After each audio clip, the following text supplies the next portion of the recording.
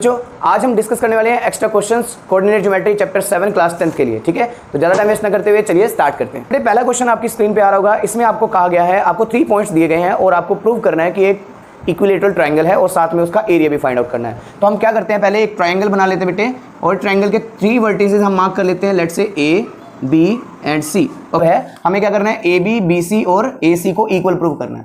So to show A B C is an equilateral triangle, so we have to prove AB equals to BC equals to CA। ठीक है, ये हमें prove करना है। तो हमें इनके बीच की डिस्टेंस बेटे निकालनी पड़ेगी। तो हम करने का तरीका पहले वही करते हैं।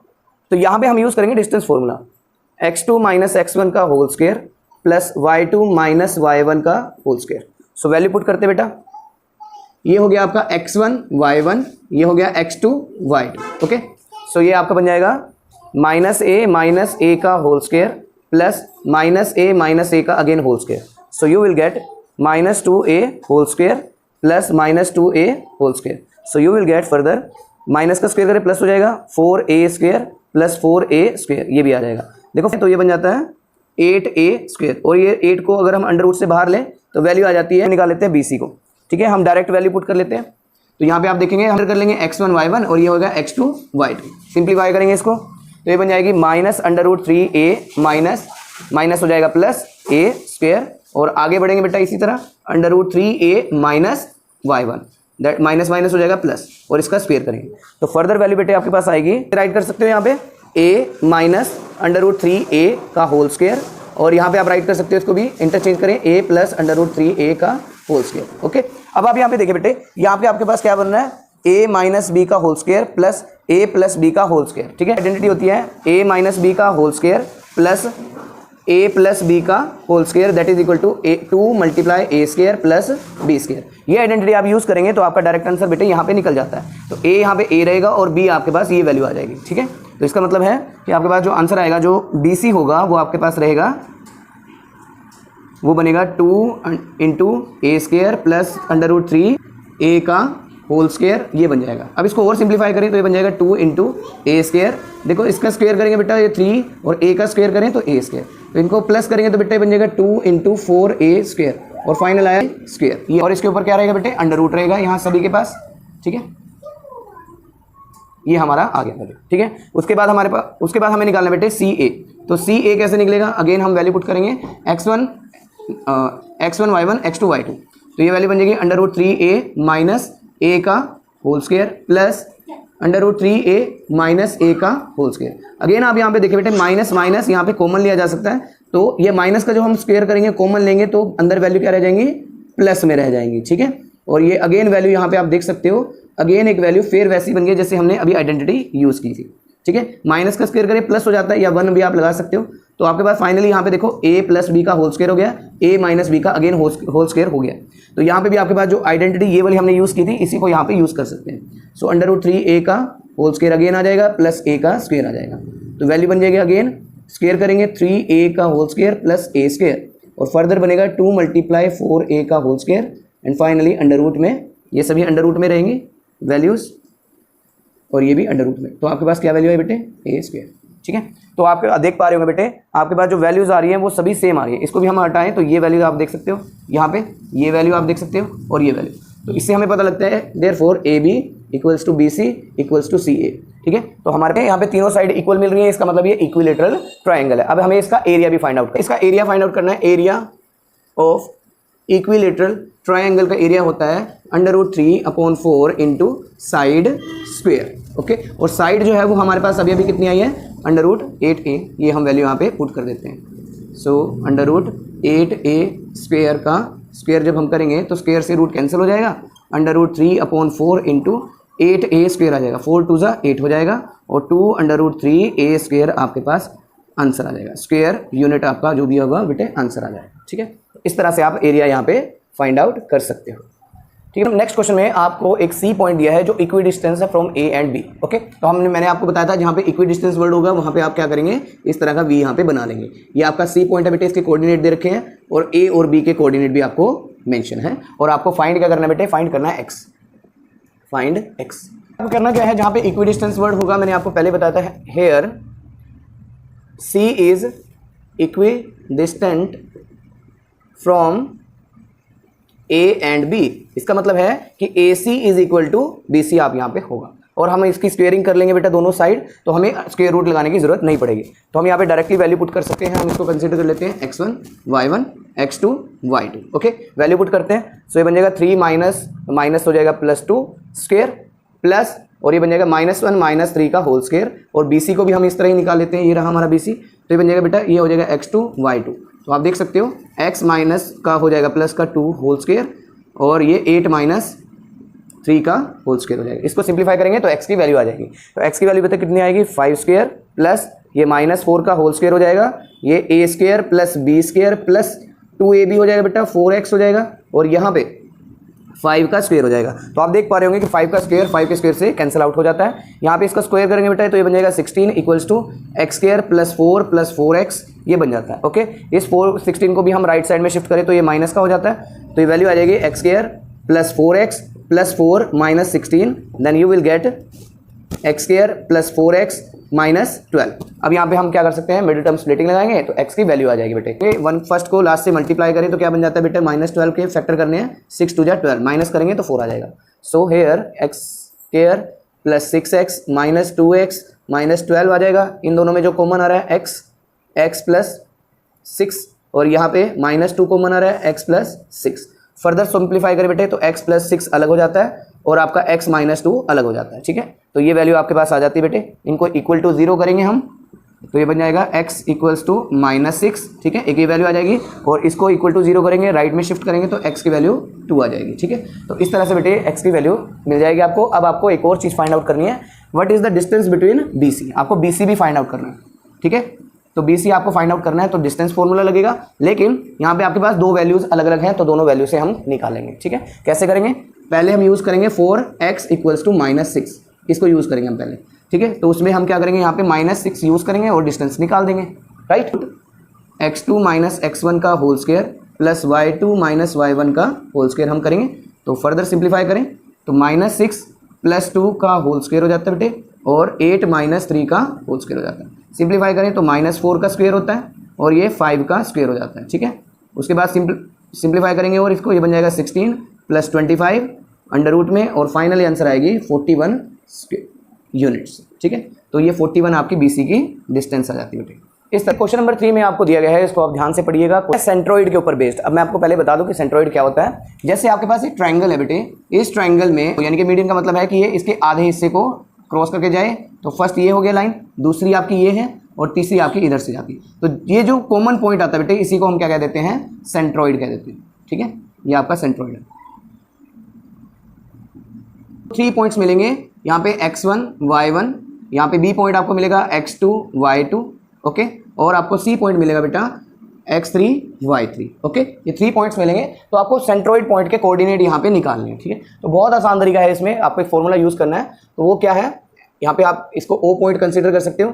So let's say O is a centroid. ठीक है, O यहाँ पे सेंट्रोइड है, तो आप तो O के कोऑर्डिनेट आपको निकालने हैं, x1 plus x2 plus x3 divide by 3 आपको करना है, और y1 plus y2 plus y3 divided by 3, ये आपको करना है। बहुत आसान क्वेश्चन है। ठीक है, आपको स्क्रीन पे क्वेश्चन आ रहा है, इसको आप देखिए कि आप इसको सॉल्व कैसे कर सकते हैं। आपको एक क्वेश्चन दिया गया है जिसमें आपको ट्रायंगल के 3 वर्टिसेस दिए गए हैं, A, B एंड C। ठीक है, आपको सेंट्रोइड पॉइंट यहाँ पे निकालना है। हमने इसको कंसीडर कर लिया, x और y यहाँ पे मान लिया। ठीक है, तो आपको पता है यहाँ पे ये x1 है, ये y1 है, ये x2 है, ये y2 है, और ये x3 y3 है। तो जस्ट आपको अगर O पॉइंट के कोऑर्डिनेट निकालने हैं तो आप इस फॉर्मूले को यूज़ कर सकते हो। कैसे करेंगे, x1 plus x2 plus x3 divided by 3, और y1 plus y2 plus y3 divided by 3।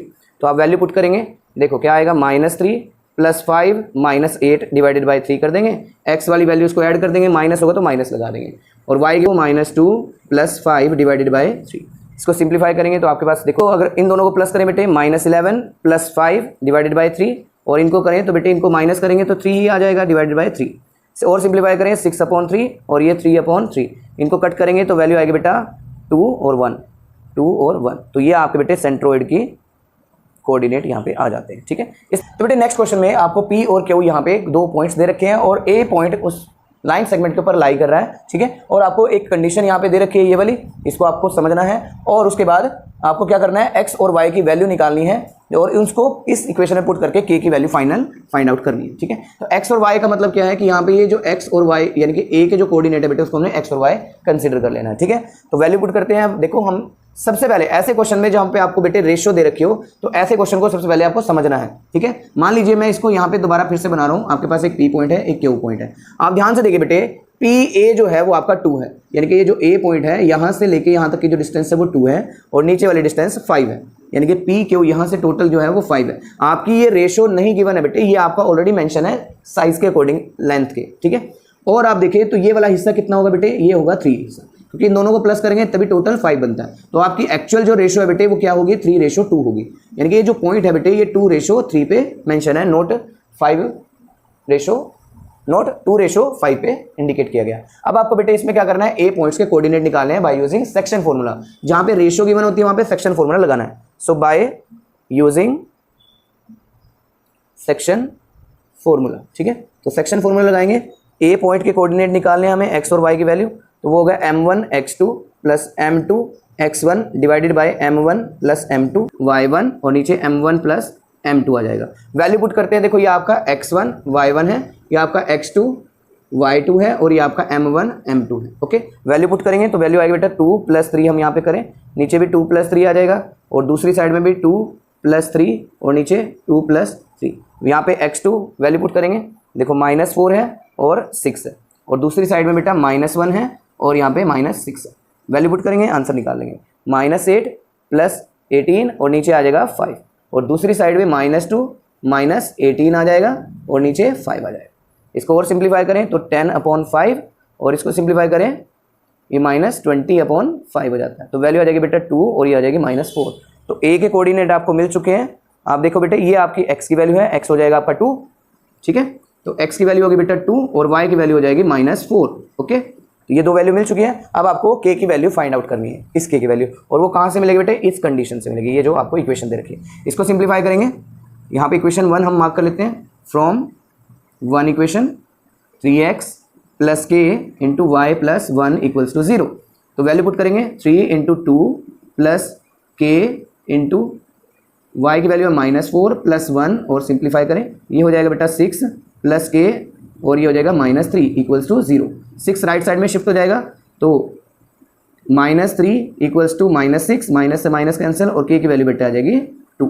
ठीक है, तो इस तरह से इन क्वेश्चन को भी बेटे आप सॉल्व कर सकते हैं। पहले आपको रेशियो को बड़े ध्यान से यहाँ पे समझना है, इस तरह के और क्वेश्चंस की भी प्रैक्टिस करनी है। ठीक है, नेक्स्ट क्वेश्चन में आपको एक पैरेललोग्राम दे रखी है ABCD ग्राम दे रखी है। ABCD एक पैरेललोग्राम है और आपको 4th क्वाड्रेंट के जो 4th वर्टिसेस है D पॉइंट, उसके कोऑर्डिनेट यहाँ पे फाइंड आउट करने। तो कैसे फाइंड आउट करेंगे, बड़ा आसान तरीका है बेटे। यहाँ पे आप इसके डायगोनल्स को देखिए, आपको पता है कि पैरेललोग्राम के जो डायगोनल होते हैं वो एक दूसरे को बाइसेक्ट करते हैं at this common point, same point. ठीक है, यहाँ तक बात समझ आ रही है। तो आपको यहाँ पे डिस्टेंस फॉर्मूला यूज नहीं करना है, आप directly mid point formula use कर सकते हो। कैसे, आप AC का जो मिड पॉइंट होगा और BD का मिड पॉइंट जो है उनको पहले फाइंड आउट कर। तो आप बेटे यहाँ पे लिख सकते हो as ABCD is a parallelogram.